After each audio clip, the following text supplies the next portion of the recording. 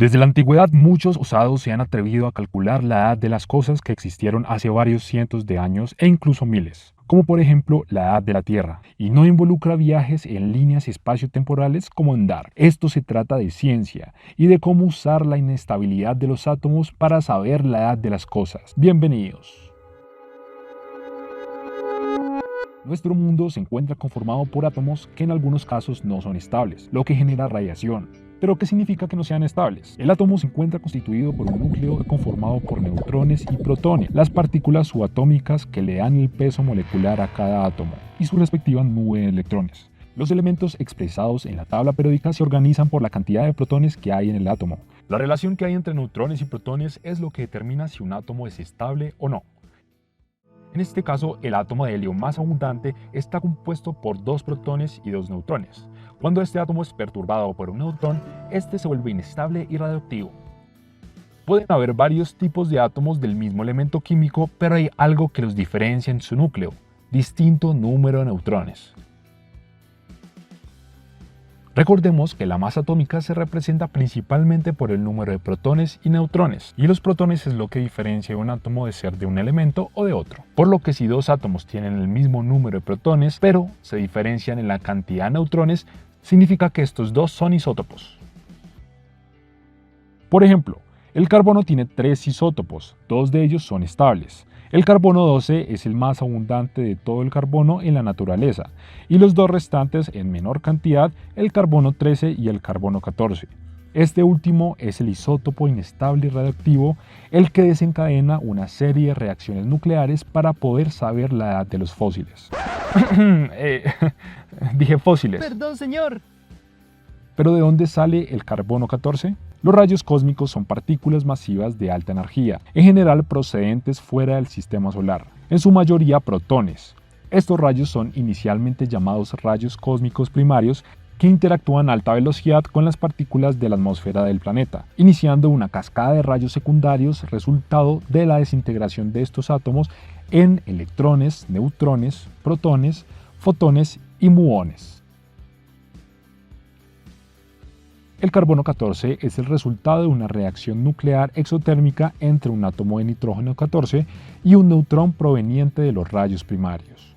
Así, el carbono 14 formado en las altas capas de la atmósfera reacciona rápidamente con el oxígeno para formar dióxido de carbono, al igual que lo hacen los 2 isótopos naturales restantes. De hecho, los seres vivos están expuestos y asimilan los 3 isótopos de carbono continuamente, mediante principalmente 2 procesos. La fotosíntesis incorpora el átomo radioactivo en las plantas. Por otro lado, los animales incorporan por ingestión el carbono de las plantas o de otros animales, por lo que un ser vivo mantiene sus cantidades de carbono 14 de manera constante hasta que muere. Aquí viene lo interesante: tan pronto como muere un organismo vivo, deja de absorber carbono.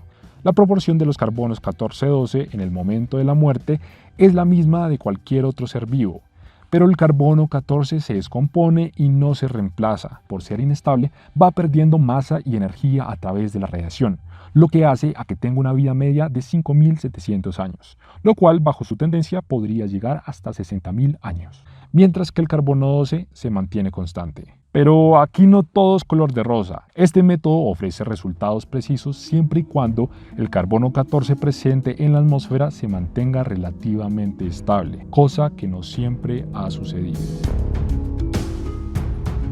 Entre 1945 y 1963 aumentó la presencia de carbono 14 en la atmósfera debido a las pruebas nucleares que en ese periodo de tiempo realizaron los británicos, estadounidenses y soviéticos.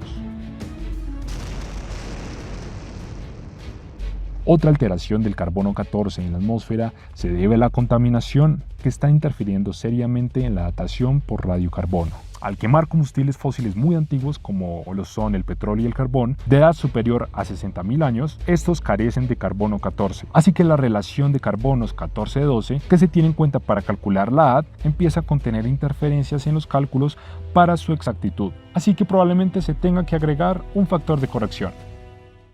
Pero en un mundo donde hay cerca de 14.000 cabezas nucleares a favor del odio entre la misma raza humana, ya no tendría sentido hacer estos cálculos.